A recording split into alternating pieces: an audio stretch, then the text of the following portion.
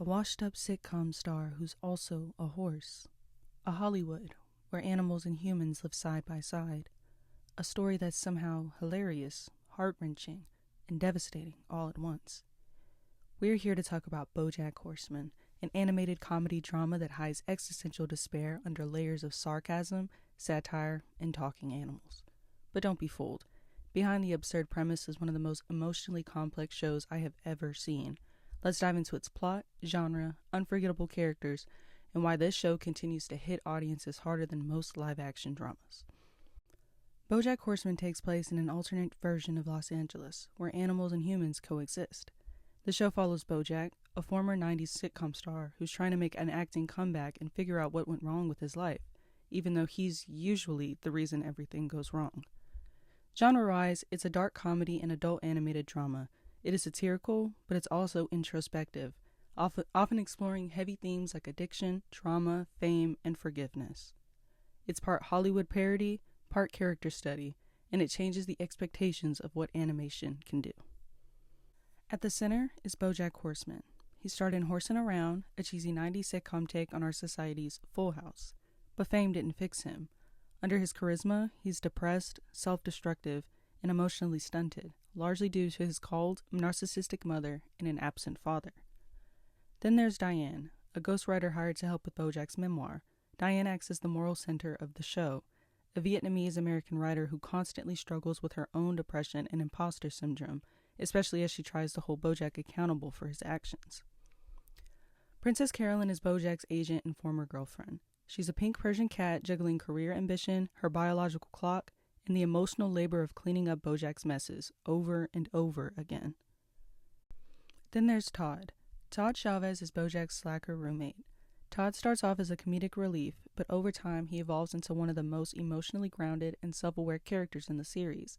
His journey, especially his coming out as asexual, is portrayed with rare care and sincerity for mainstream animation, making it significant for asexual representation.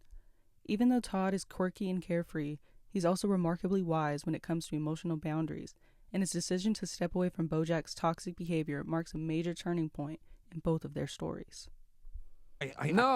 No, BoJack, just stop. You are all the things that are wrong with you. It's not the alcohol, or the drugs, or any of the shitty things that happened to you in your career, or when you were a kid. It's you. All right? It's you. And then there's Mr. Peanut Butter, BoJack's endlessly cheerful golden retriever frenemy and Diane's ex-husband.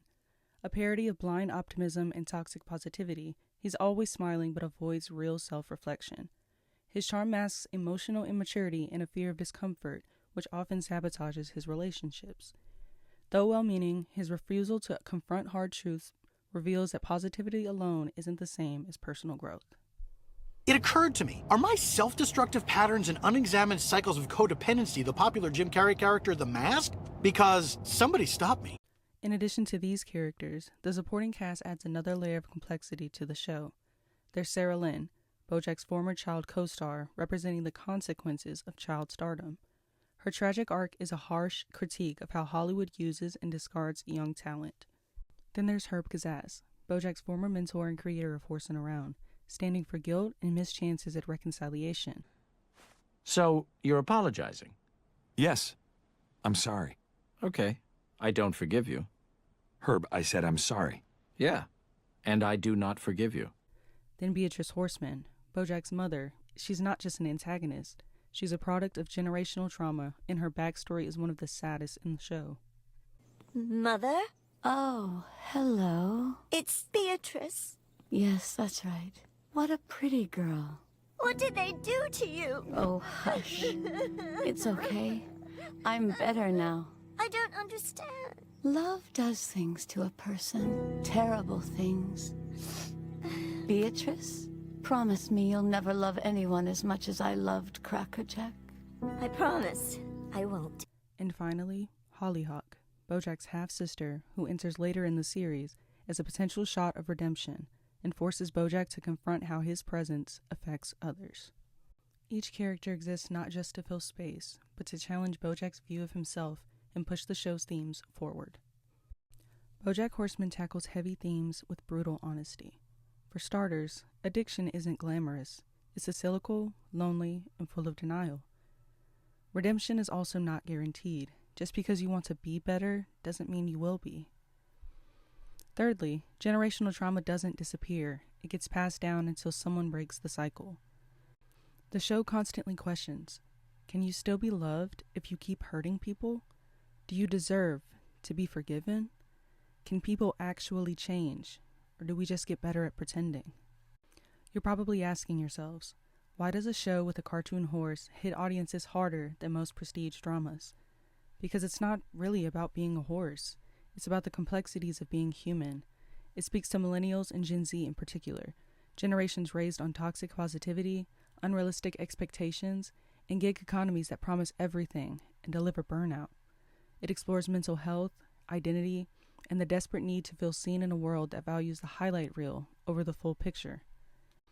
The show primarily speaks to adults, especially creatives, late bloomers, and anyone who's ever felt stuck in their own patterns. It resonates with viewers who are tired of moralizing media and want something real, even if it's painful. Fans of shows like Fleabag, The Sopranos, Euphoria, or The Midnight Gospel will find something deeply familiar here. Raw vulnerability beneath all the chaos.